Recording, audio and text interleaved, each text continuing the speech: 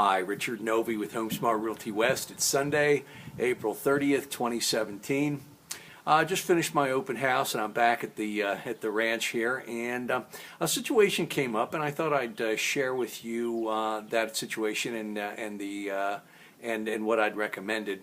I have a client and he lives in his parents' property. They've passed away, and now the brothers are all getting ready to sell the property, so there are three families involved. And he calls me and he said, both of my brothers want to use a different real estate agent, and he said they've asked me to break the tie. And I said, well, what about me? I said, let me see if I can offer some solutions here.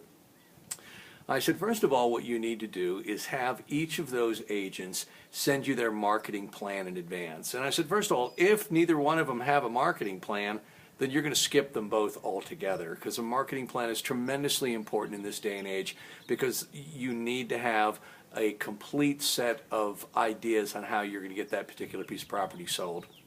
Secondly, I said, allocate 30 to 40 minutes for each agent to come by, sit down with all of your family members, and give their presentation. Because I think at the end of that, it's going to be very clear. One is going to rise to the top, or you're going to use neither of them. And I said, you know what, this is a relationship, and you're going to be tied to this person for months. So let's make sure that the person that you choose is someone that you're going to be able to work with over the next several months. Thirdly, I said, let's talk about price. You want to make sure that each agent has a clear understanding of what the price should be. And I said, of course, I recommend that you go out and get an appraisal. And I even offered to pay for that appraisal if I get the listing on a piece of property, because then we know exactly what it should sell for, and there's no question about where we should have it listed.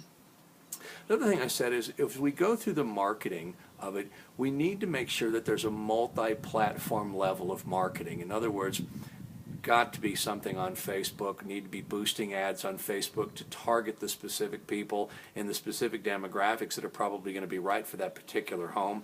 We want to make sure that we've got a business Facebook page, our company Facebook page, that we're broadcasting this out into a network of over 200 particular online websites where people can find the property. Next, we want to make sure that the property has its own website. That's going to be critical as well.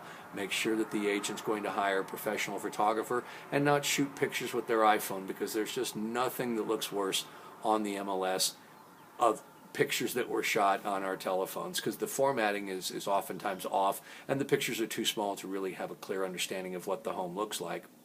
So I said, after you go through all of these things, then you want to talk price and commission. There's two reasons a home doesn't sell. One is price, the other is exposure. Now, if the price is right, and we know the price is right because we've gone ahead and we've gotten the appraisal, then we want to make sure that we're exposing that property to as many people as possible. And I said to them, make sure that your agent is email blasting this out to 15,000 agents here in San Diego County. I do that with every one of my listings. And if it's appropriate, I also blast it out to all of the agents in either Orange County and Riverside County, because you never know where that buyer is going to come from. In fact, in many instances, I put a post on Craigslist in Japan in Japanese and another one on Craigslist in China in Mandarin, because you never know where that particular buyer is going to come from, even for a place like Valley Center here. So I said, let's talk about commission. One of the brothers said, oh, I have somebody who will do it on the sales side for 1%. And I said, great. That's that. If you think that you're going to get 100% full service with all the bells and whistles of somebody working as hard for you as they possibly can for a 1% commission, then you should definitely go with that person. I don't work for 1%. In fact, the way it breaks down, you've often heard 5 or 6% is what an agent makes. Well, both agents split that, the buyer's agent and the seller's agent. So I've said, look, if you want the absolute best service, I recommend paying a 6% commission, and I'll tell you why. When people go through the MLS and they look at how much the commission is, a 3% commission gets an agent's attention a lot more than a 2.5%. I hate to see it happen. Is it wrong? You bet it is. But at the same time, I'm sure it happens. So giving that little extra money, and since all three families are dividing the total pie, the additional 1% divided by three people is absolutely going to be negligible. It's going to be just a couple $1,000s a piece. And for my money, I think it's best to get the absolute best possible service I can in an effort to get the best possible, to give it the largest sum of money to us so I can get the best possible service that I could achieve. And I said, finally, you want to look at what does each agent think the time frame is here? Because if you're not going on the market until the beginning of June, which is what they've indicated, you've got 60 days for the real home buying season, because most families need to have their kids in school by the end of August so that the kids can start school. So that means you've got 60 days. So you need to hit it hard.